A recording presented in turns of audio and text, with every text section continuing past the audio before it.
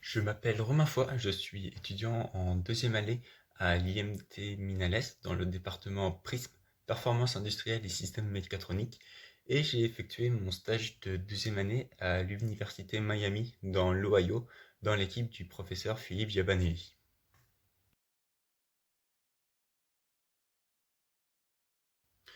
Donc nous étions une équipe constituée de 4 personnes, mon tuteur Philippe Giabanelli, 2 étudiants américains et moi-même, et nous réalisions une mission pour le CDC, le Centre de contrôle des maladies américain. Cette mission consistait en l'élaboration, la conception et la réalisation d'un modèle permettant de simuler les pensées et les actes suicidaires pour les adolescents américains.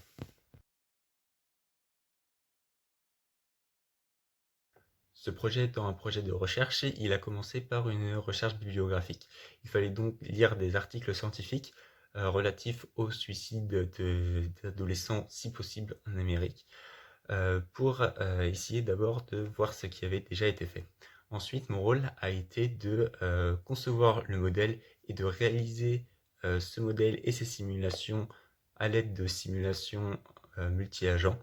Pour cela, j'ai eu l'appui donc de mon tuteur Philippe Giabanelli qui avait réalisé des interviews auprès d'experts du sujet et des 2 autres étudiants américains qui m'ont pu me fournir des données obtenues grâce à du machine learning.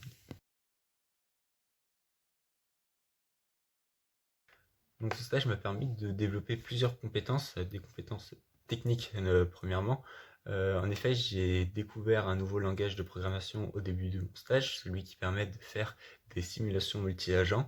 Je l'ai appris et j'ai pu réaliser différents modèles à l'aide de ce nouveau langage. J'ai aussi pu exercer la recherche bibliographique, donc voir comment effectuer de manière efficace une recherche bibliographique et comment annoter les résultats. Mais j'ai aussi développé d'autres compétences telles que l'anglais par exemple, puisque toutes nos réunions, tous nos rendez-vous et tout ce que l'on faisait était exclusivement en anglais.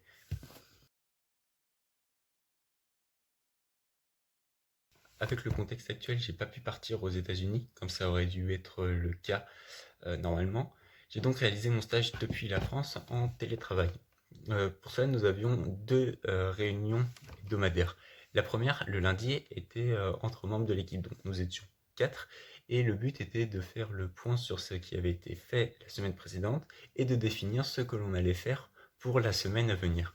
Le second point, le jeudi, était un rendez-vous avec le client final, donc le centre de contrôle des maladies américain.